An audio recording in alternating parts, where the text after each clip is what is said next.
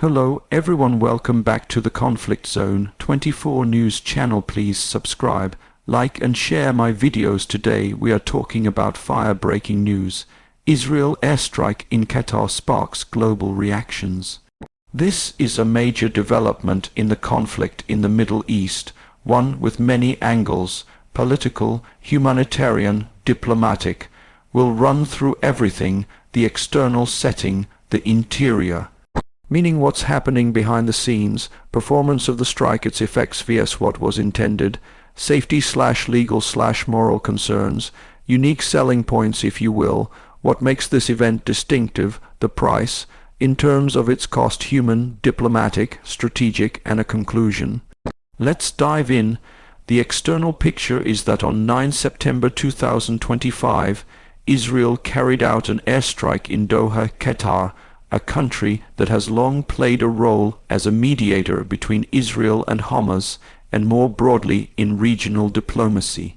The target was a meeting of Hamas political figures who were reportedly in Doha as part of ceasefire negotiations mediated by the US. 6 people were killed in the airstrike, 5 Hamas members and a Qatari security officer.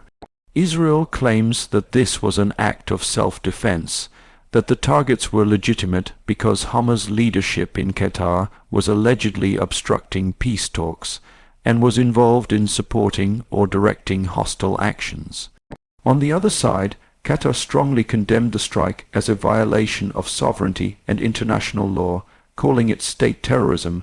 Now for the interior, what's going on behind the scenes, including political maneuvers, regional implications, and how this fits into the broader war dynamics. This is the big part where we look more deeply. Inside, there are multiple threads. First, diplomatic mediation and peace negotiations. Qatar had been involved in facilitating ceasefire talks between Hamas and Israel, often hosted meetings, dialogue, and offered a neutral ground. The strike happened while such negotiations were ongoing. Thus, from Qatar's standpoint, the attack is seen as sabotaging the mediation process. It erodes trust. If a party to negotiations feels unsafe, or that diplomatic protections are not honored, it's harder to continue. Second, sovereignty and regional order. An airstrike inside a sovereign Gulf country, particularly one that has close ties, military, political, economic, with many Western and Arab powers, is a serious escalation. Gulf Cooperation Council, GCC members, and other Arab Islamic nations see it as a violation of sovereign norms. Also, it raises questions about whether countries that are mediators or maintain ambiguous relationships with hostile parties are now vulnerable. Qatar, hosting US bases and facilitating US-backed negotiations, probably assumed a degree of protection. That assumption is now being challenged. Third, international reactions and diplomatic fallout. The condemnation has been wide. United Nations officials, many foreign governments, UK, Turkey, Iran, etc., Arab states and human rights bodies have spoken out.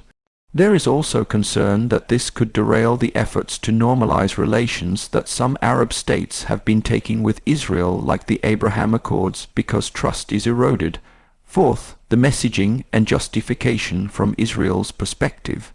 The strike is defended by the Israeli government as necessary, claiming that Hamas leaders were plotting within Qatar and that Qatar's hosting of them or allowing meetings was enabling ongoing hostile operations. Also, Israel has warned that Qatar must expel or bring to justice those it considers terrorists or face consequences. Fifth, uncertainty over whether the intended targets were actually killed. Hamas claims the key leadership survived. So, there is a question about whether the strike achieved its objective. If not, then the cost, diplomatic risk, lives may outweigh the tactical gain. Sixth, regional unity/collective response. Qatar has called for a collective response. There is an emergency Arab Islamic summit in Doha to coordinate response and possibly pressure Israel diplomatically. GCC countries and OIC, Organization of Islamic Cooperation, are involved. Seventh, implications for U.S. foreign policy and alliances. The U.S. claims it was notified in advance, though Qatar denies sufficient warning. There is tension how much the U.S. can rein in its ally Israel vs how much it is seen as complicit or powerless. This affects perceptions among Gulf states of the U.S. reliability. Eighth, humanitarian cost and risks to civilians. While this was a precision strike according to Israel, there are always risks. Civilian casualties, collateral damage, risk of escalation, retaliation, displacement or further conflict. The psychological impact, fear for predictable diplomatic sanctuaries being attacked are part of the interior cost. Also, potential for miscalculations. So, in summary, behind the airstrike there is a dense web of diplomatic, political, legal, and regional strategic consequences, much of which may not be visible immediately, but will shape future actions, trust, mediating capacity, alliances. Now, performance. Did the airstrike deliver what it set out to do? What were its achievements and what were its failures? Based on reporting, it killed 6 people, 5 Hamas members lower ranking, and 1 Qatari security official. The intended senior Hamas leadership, especially those involved in ceasefire talks, apparently survived. Hamas claims those leaders were not killed. So, in terms of objective attainment, it partially succeeded. Some Hamas affiliated individuals killed but failed in eliminating the top leadership or decapitating the negotiating team, which seems to have been a prime target. That reduces the strategic gain. On the diplomatic front, the performance is more negative. The fallout has been serious. International condemnation, regional anger, risk to mediation credibility, and damage to trust. So even if there was some desired tactical success, the strategic or political cost may be high. On messaging, Israel has reaffirmed its position that it will act against what it considers Hamas leadership anywhere. But this message also draws criticism and may complicate relationships with nations that see their sovereignty being violated. On deterrence, it potentially sends a message both to Hamas and to other actors that Israel is willing to strike beyond typical boundaries. That could deter some but also provoke others or escalate conflict. Performance in deterrence is ambiguous. It may escalate rather than deter in some scenarios. Safety/legal/moral features. This is an especially sensitive part. Legality. Many view the strike as a breach of international law or norms, particularly because it occurred during ceasefire negotiations on Qatari soil and against individuals partly involved in diplomatic talks. Qatar has called it a violation of sovereignty. United Nations officials have raised similar concerns. Moral dimension. Killing in the course of diplomacy undermines trust and introduces risk for future mediators. Civilians or non-combat personnel may be hurt, inadvertently or by error. Risk of escalation. Other states may retaliate, either politically or even militarily. The attack could provoke wider clashes across the region. Public opinion among Arab populations is strongly against such strikes. This increases the risk of protest, radicalization, or blowback. Precedent. If such strikes become normalized, many countries may be less willing to host peace talks or act as mediators. The safety of diplomatic personnel and political meetings becomes questionable. Accountability. Who investigates? Who punishes violations? These are important for international law and order. Unique selling points. What makes this event stand out in a negative sense, but unique in its kind? For one, this is one of the first known Israeli airstrikes inside a Gulf Cooperation Council (GCC) member state Qatar in recent memory. That gives it a significance beyond the usual zone of conflict. Second, tension between Israel's military operations and ongoing ceasefire/negotiation efforts. The fact that while talks were being mediated, one party carried out a strike in the host country marks a distinct clash between diplomacy and military action. Third, the global diplomatic backlash and regional unity that this event is prompting, emergency summits, coordinated condemnations, possible rethinking of alliances, and of the function of mediation. Fourth, perception among regional states that the U.S. protection/guarantee of Allied safety is less reliable than before. That psychological shift could trigger long-term changes in alignments and foreign policy.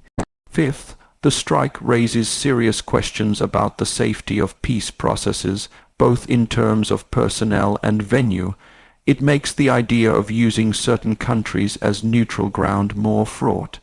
Price: what has been paid or what is likely to be paid in terms of human loss, political capital, diplomatic cost, future risk. Human cost: 6 confirmed deaths in this incident.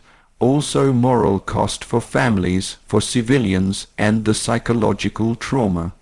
Diplomatic cost: damage to Israel's credibility in the region, damage to Qatar-Israel relations, damage to Israel's relations with other Arab states who have recently normalized or are considering normalization. Regional stability cost: potential increase in tensions between states, possible retaliatory actions, risk of escalation, undermining of mediation channels. Cost to peace negotiations: given that the strike occurred during ceasefire mediation, trust is damaged and the negotiation process is now more fragile. The prospect of renewed hostilities, of further escalations, is higher. Reputation cost: for Israel, the strike brings criticism in international forums, possibly affecting its diplomatic standing. For Qatar, there is both cost and risk, but also potential gains in moral capital, being seen as victim mediator. For the U.S., for countries who are allied, their perceived complicity or inability to restrain actions also has cost. Strategic cost: if the key Hamas leadership were not killed, then the resources spent, risk taken, diplomatic fallout may not produce proportional strategic gains. This strike in Doha is a watershed moment. It is not just another operation. It touches on boundaries of sovereignty, of diplomatic protection, of the rules of war vs the politics of war. The fact that it occurred while ceasefire negotiations were underway adds a layer of seriousness to its potential negative long-term implications. Yes, Israel may have achieved some tactical goal, but the strategic price is high: loss of trust, diplomatic isolation, regional backlash.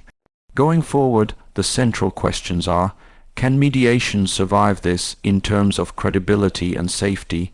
Will states be willing to host talks if their own territory is deemed fair game? Will Israel face real consequences, legal, diplomatic, political, for what many see as an overreach? How will the U.S. and other powers respond, not just with words but with policy changes or pressures? Can peace talks restart with any confidence, or will each side now become more entrenched? Will this incident accelerate normalization or decoupling among regional states, depending on how they perceive their own security guarantees? For the viewers, this is a moment to understand that in modern warfare and diplomacy, many of the costs are not just in lives lost, but in relationships broken, trust lost, and spaces for peace weakened. Thank you for watching. If you found this video helpful, informative, please subscribe, like, share. Leave your thoughts in the comments. What do you think will happen next? Which countries will take a stronger stance? And how will this affect peace efforts in Gaza and the Middle East broadly? Until next time, stay informed, stay safe.